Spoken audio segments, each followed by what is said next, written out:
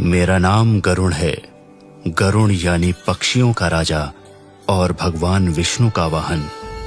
भगवान विष्णु से मैंने जीवात्मा के मरने की बात की यात्रा के बारे में पूछा था, जिसे महर्षि वेद व्यास ने एक पुराण के रूप में लिखा था, गरुण पुराण में।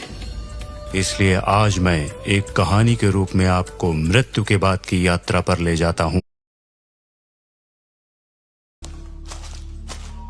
महाभारत का अंत एक युग का समापन था। पांडवों ने कौरवों पर विजय प्राप्त की, लेकिन यह जीत उनके लिए सुखद नहीं थी। हस्तिनापुर का सिंहासन उनके हाथों में था, पर मन में शांति नहीं। युधिष्ठिर, जिन्हें धर्मराज कहा जाता था, अपने भाइयों और पत्नी द्रौपदी के साथ अंतिम यात्रा पर निकले। यह यात्रा कोई साधारण तीर्थाटन नहीं थी, बल्कि स्वर्ग की ओर एक कठिन और अलौकिक सफर था। हिमालय की बर्फीली चोटियों के बीच, जहाँ हवा भी कांपती थी, पांडव अपने जीवन के अंतिम पड़ाव की ओर बढ़ रहे थे। लेकिन इस यात्रा में उनके साथ एक अनोखा साथी था, एक कुत्ता। यह कुत्ता कोई साधारण जानवर नहीं था। यह न तो किसी राजसी नस्ल का था, न ही उसमें कोई विशेष शारीरिक शक्ति थी। यह एक साधारण मटमैला कुत्ता था, जिसके शरीर पर धूल और थकान की परतें जमी थीं। फिर भी इसकी आंखों में एक अजीब सी चमक थी, मानो यह कोई रहस्य अपने भीतर छिपाए हुए हो। युधिष्ठिर जब हस्तिनापुर छोड़कर चले, तो यह कुत्ता उनके पीछे पीछे चल पड़ा। न उसने कोई शोर मचाया, न ही किसी से भोजन मांगा, बस चुपचाप निष्ठा के साथ उनके कदमों का पीछा करता रहा। जैसे जैसे यात्रा कठिन होती गई, पांडवों का साथ एक एक करके छूटता गया। द्रौपदी, जो पांडवों की शक्ति और एकता का प्रतीक थी, सबसे पहले गिर पड़ी। उनके पतन का कारण था उनके मन में अर्जुन के प्रति विशेष लगाव। फिर सहदेव गए, जिन्हें अपने ज्ञान पर अभिमान था। नकुल की सुंदरता उनकी कमजोरी बनी। अर्जुन का गर्व और भीम का लालच उन्हें ले डूबा। हर कदम पर युधिष्ठिर देखते रहे कि उनके प्रियजन उनसे दूर होते जा रहे हैं, लेकिन वह कुत्ता, वह अभी भी उनके साथ था, न थका न रुका। उसकी पूंछ हल्के हल्के हिलती रही, जैसे वह कह रहा हो, मैं आपके साथ